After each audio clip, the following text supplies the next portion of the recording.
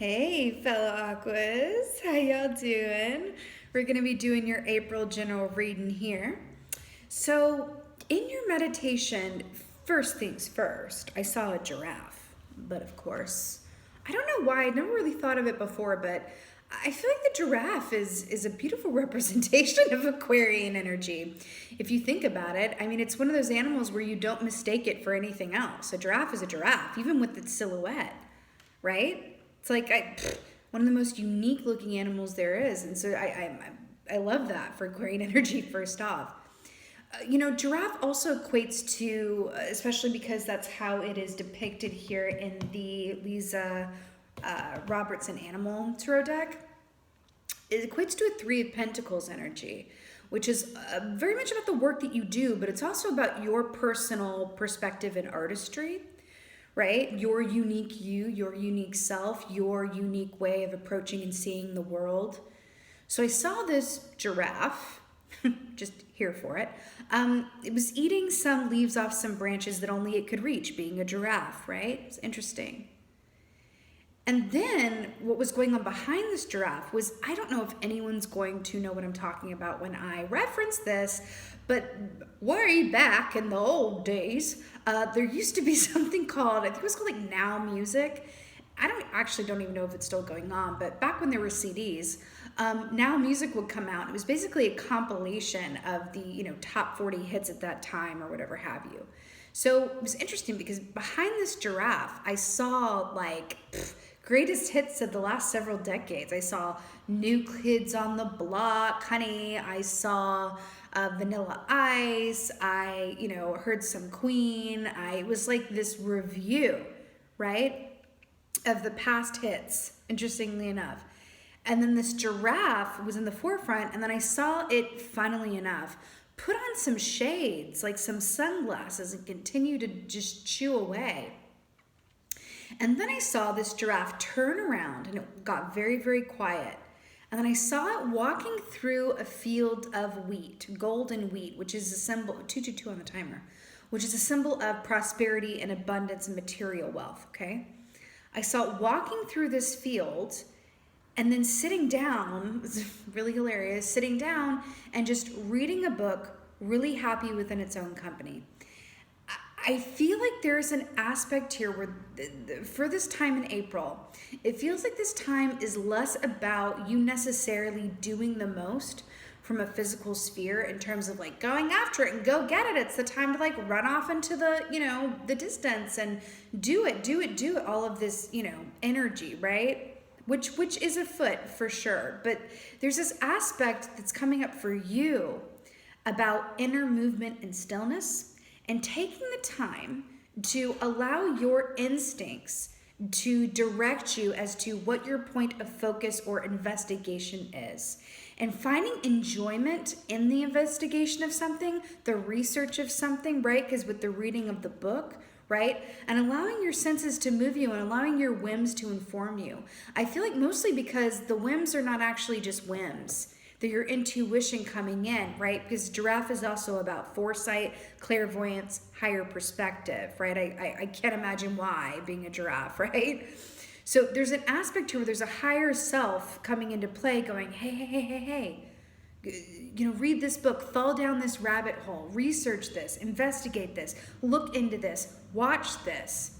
And it's all a part of this, it feels like a magical map of a plan where it's preparing you to take you into your next point of interest. So it's really interesting. See what your animal energy is. It's really interesting. Oh my God, I'm so here for this. The peacock. I mean, we were just talking about the uniqueness of the giraffe, and that, well, there is no giraffe in this deck, unfortunately, but the uniqueness, of the giraffe and not mistaking it for anything else. Well, same goes with the peacock. Hello and goodbye. I love this so much. The peacock is such a beautiful energy. What's really fascinating about this is that, first of all, this equates to sort of King of Cups energy for me, which is about emotional balance, right? But also being a source of comfort and understanding and empathy for yourself and those around you, while at the same time standing in your own power, not being overwhelmed by those things. So what does that mean? Being there for yourself and others in equal measures. There's an element of that with the peacock, right? Now also, peacock medicine talks about, you know, where the real beauty lies, which is inside, right? Interestingly enough, peacocks are very much praised for how they look on the outside, their outer appearance, but they actually, from a medicinal point of view, represent inner beauty.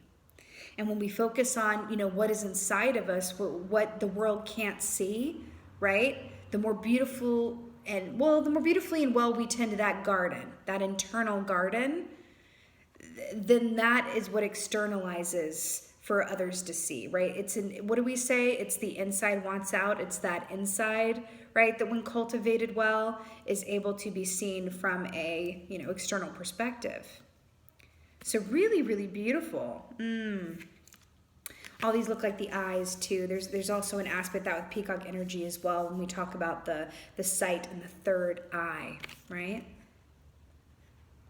Oh, sight, third eye. I was talking about clairvoyance with the giraffe as well. So interesting. We were talking about that higher self kind of pointing the road and pointing the, you know, this way. Follow those directives onward.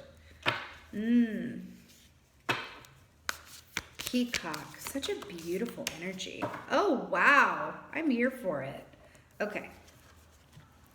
So we have 6 of roses, which is the War of the Roses. If anyone is at all acquainted with Shakespeare, the Shakespeare histories, or, you know, English history in itself, you're going to particularly enjoy this with the white and the red roses here. But the War of the Roses basically speaks of the old way of doing something, the old perspective sort of losing its potency in favor of the new, right?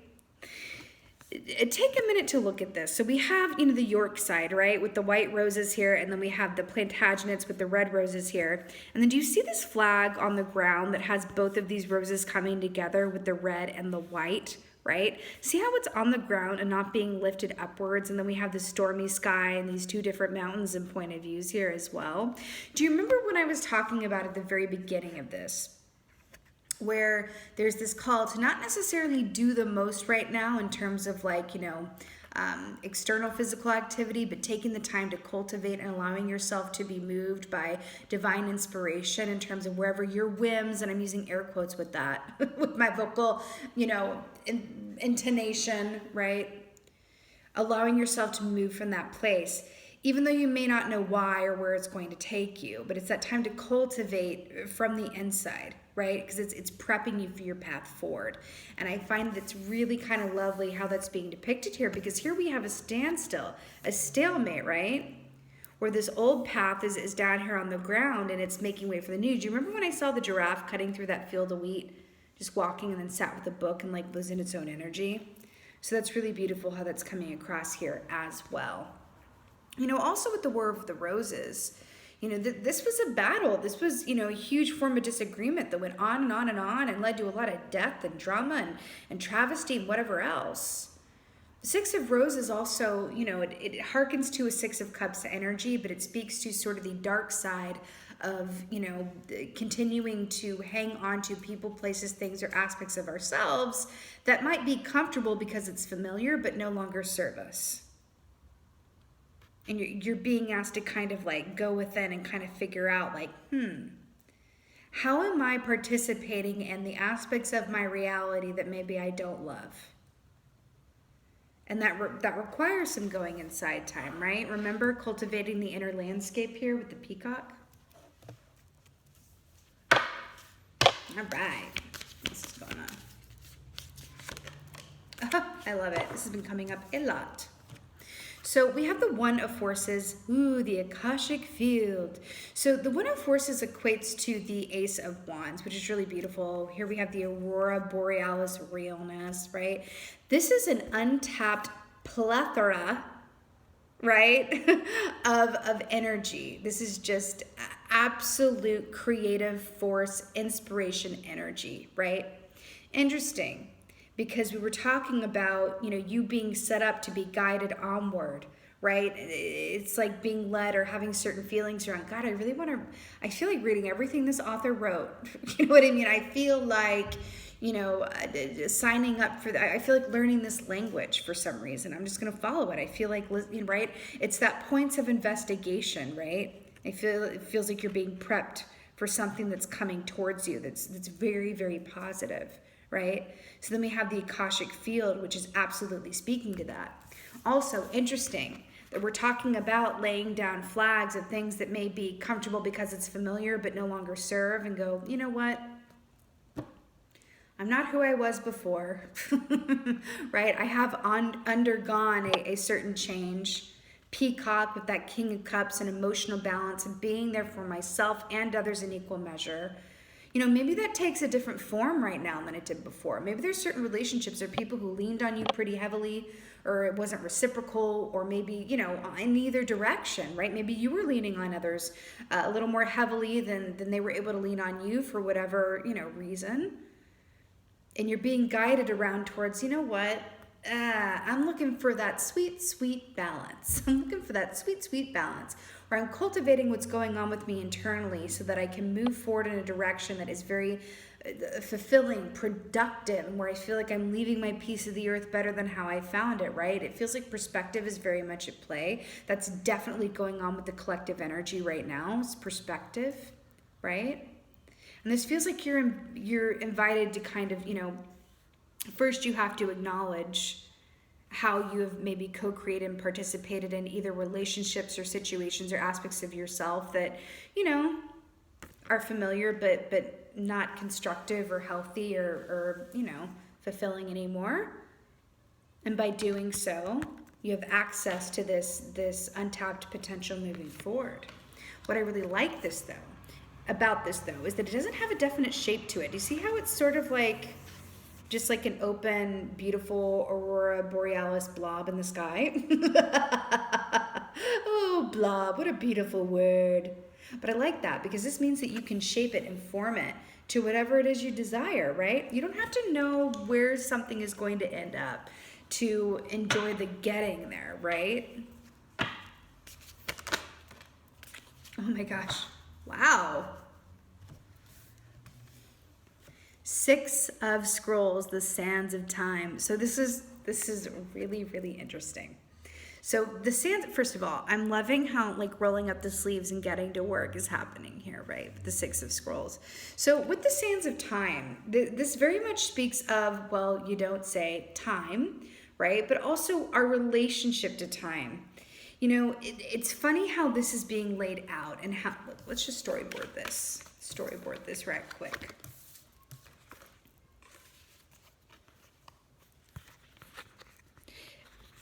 Acknowledging what is less than satisfactory, right? And if needed, making some changes around it. But the first step is to be made aware of it, kind of lay down the flag in the middle of the field and go, okay, right? Which gives you access and room to this, field of Akashic forces, which is untapped potential, inspiration, motivation, new directive and creative force, manifestational energy, honey, right? Which leads to the rolling up of the sleeves and the getting to work. This is very ABC 1, 2, 3 in a really interesting way, right? Because this also says like time is of the essence, but I feel like this has a lot to do with your relationship to time, your relationship with yourself, and how you perceive where you are in your journey. If you're watching this and you've had thoughts of, I'm not where I thought I would be at this point in my life, this is especially for you. In whatever way, shape, or form that comes, right? That there's an opportunity here to kind of, follow your intuitive nudges, follow the sources of inspiration, follow your nose. I keep hearing it. Follow your nose to where it leads you, right? Because it is going to give you access to a brand new potential that's going to put you in a place where it's like, woo, time to get to work. This feels like something new, I have to say. It feels like something new. It feels like a new project, a new career, a new location where you might go to live. It could even be a new dynamic that you have with and for yourself in terms of restructuring, the time that you give yourself versus the time that you give to others.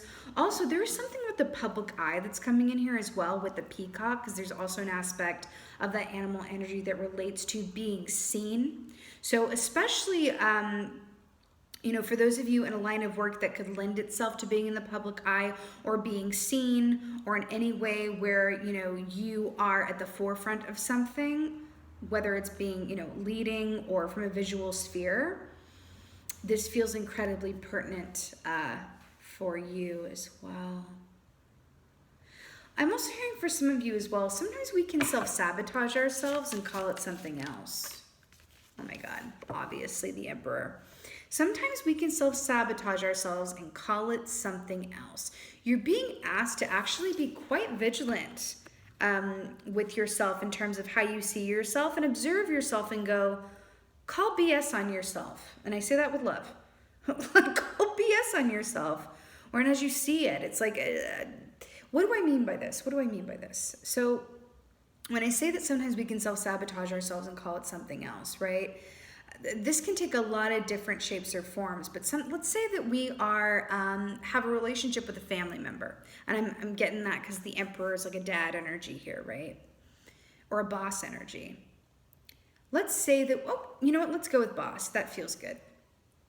That feels good.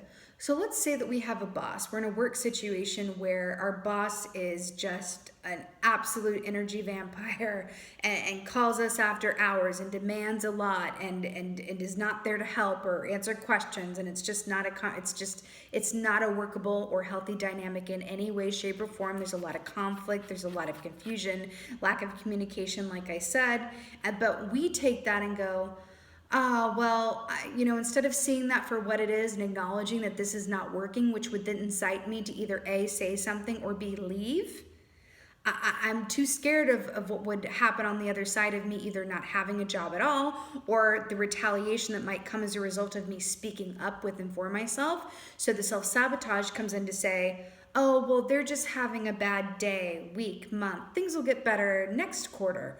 Or maybe it's me. Maybe I'm not doing as good of a job as I think I am, and my boss is just being this way because I'm not, you know, cutting it.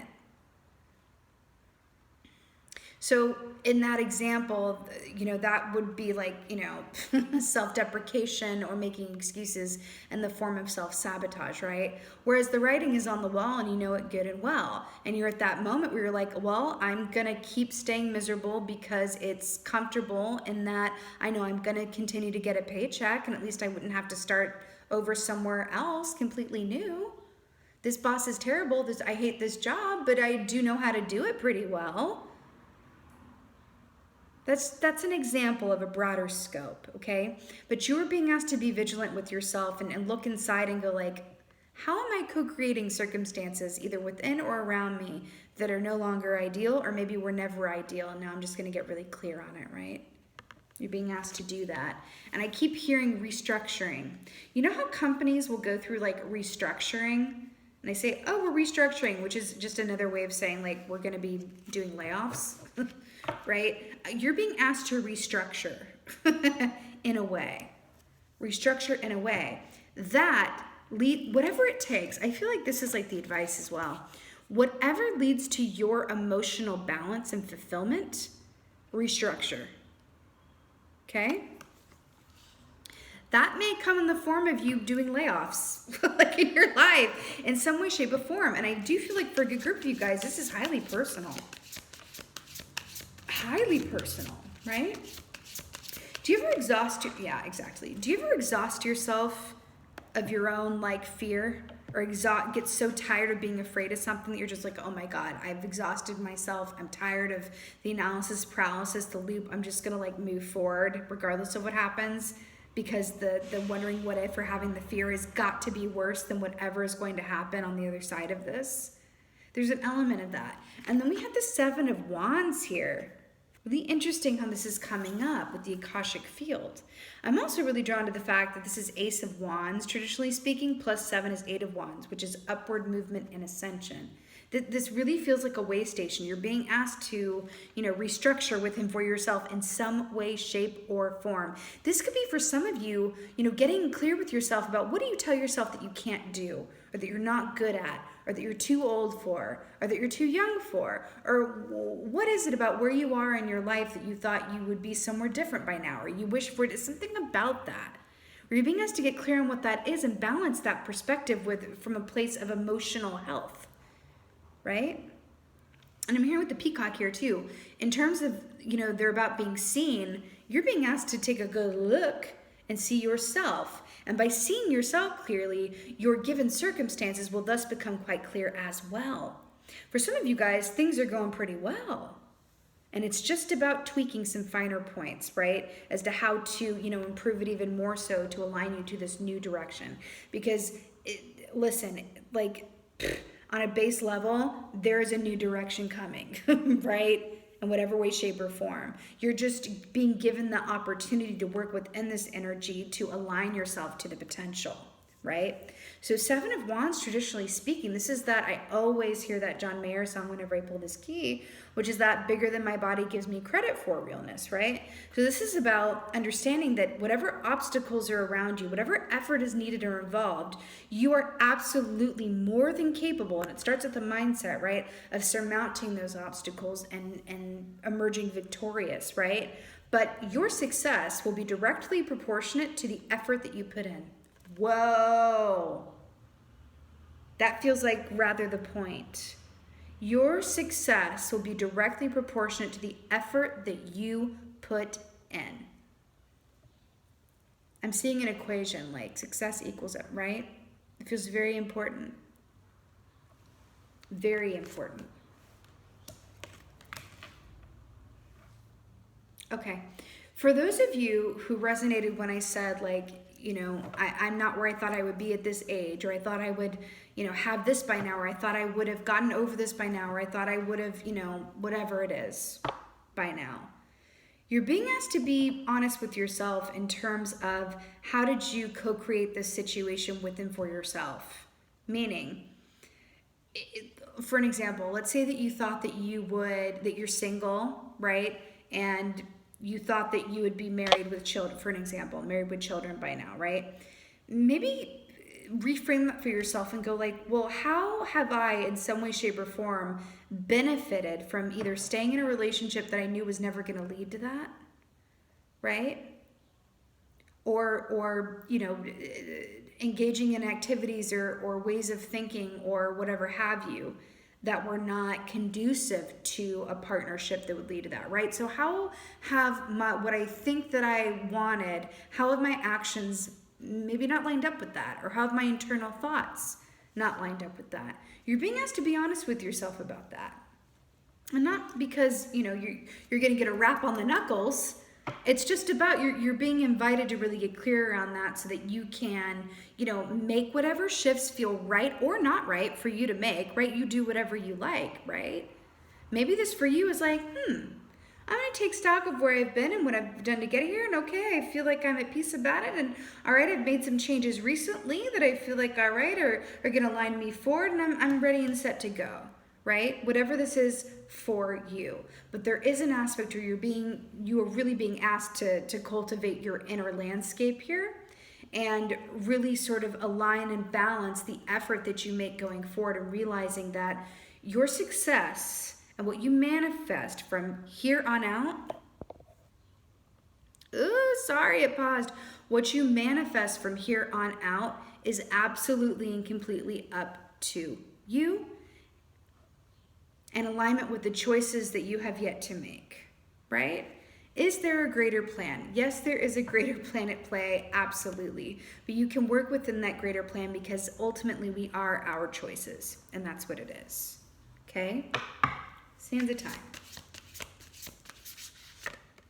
Whoa. And this is what it is. So we have the death key here, hello, with Scorpio energy here. What is this? Transformation and change, right? This literally, condor is literally like warming its feet on a carcass. I know it's a bit graphic, but hey, warming its feet on a carcass, right? And going, this had to die so that I could get my feet warm, but my feet are warm, yum, right? It's a feet warmer and a meal in one. Oh, God. So wrong. I think The fact that this is clarifying the, Six of Scrolls, the Sands of Time here, which is about, getting to work and moving without delay. This is you having done the work that we've been talking about previously. This is you realigning, getting clear, working the inner landscape, understanding that your success will be proportionate to the effort that you put in, right? I feel like this is saying like this is also going to lead you to something that is quite new and quite different from where you've been. Are you resisting that? Is any aspect of you resisting newness or change? My beautiful fellow Aquas and fixed signs that we are, right? Because Scorpio is also a fixed sign. You can't tell me that we love change. It's interesting. I always say about Aquarians, and I kind of love this about us, that we like change from afar. We like to observe and witness like big societal change and like change for the betterment of humanity. But then like after the big like public rally where there's been a lot of like change, we're going to go to the diner and order the same thing off the menu, and don't try to tell me that I should order something different because I don't like change. But I like to observe it and be part of like a larger sense, but on like a personal sense, like, right? So it's an interesting dichotomy within our own energy, and that interesting push and pull, right? So it's like, it's interesting because you are being invited to really transform and allow this change to happen, which is going to set you on a course to manifest at least some aspect of what you say you want, or an aspect of something that you're just starting to realize could be a potential around something you want and may not be aware of just yet, right? But there's beautiful potential here in this energy. I'm absolutely here for it. Let's get an oracle from the Aquas. Oh my God, so here for it. Okay, desert. Solitariness. I mean, it must be word because it's on here, but I swear I'm well read and I don't really solitariness. Solitariness. I'm playing solitariness. So this is really, really cool. So listen. There's a lady swinging on a swing in the middle of the desert on her own, okay? There's an energy with this oracle of we really don't need as much as we think sometimes, and being within our own energy, and especially as Aquarians, I know you feel me on this, could be the best thing ever. Because every Aquarian that I know, myself included, we can enjoy other people's company as much as our own, but never more than our own.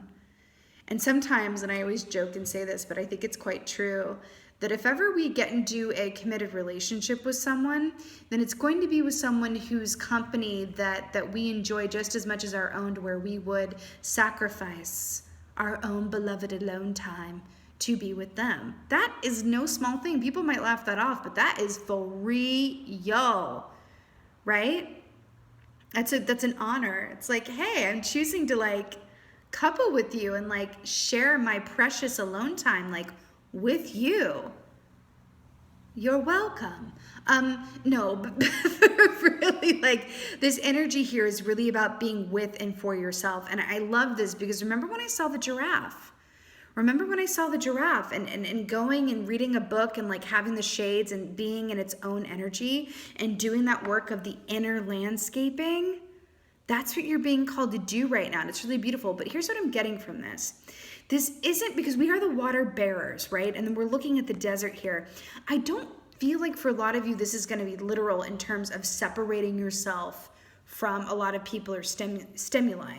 I feel like a lot of you guys can do this at the same time that you're interacting and engaging with others and being a productive member of society, because it doesn't have a hermit feel to it. It hasn't from the very beginning.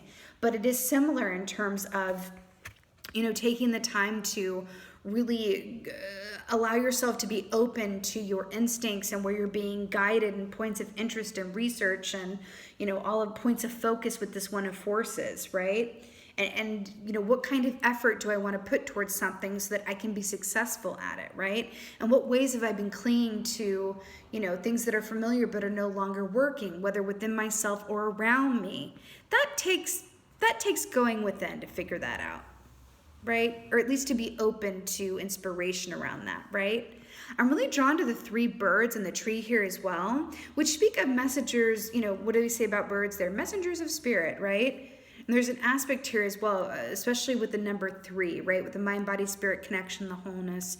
You're being asked to really take this time to, you know, be your own inner investigator, right? And get clear about, you know, how you see yourself, how you see how you've gotten to where you are, realign your perspective so that you can be an active participant, right? In this welcome change and new line of revenue, new line of focus, new line of relationship, new line of experience, newness that will require some changes to your inner landscape, your perspective, right? And how you see things and experience things moving forward, right? Another way of looking at this is on the other side of change is limitless potential. I know that sounds a bit, you know, trite, but that's what this is, right? Also, there's an aspect of simplifying things within for yourself as well. Oftentimes, things are a lot less complicated than we think, especially as Aquarians, masters of analysis paralysis. You're being asked to simplify.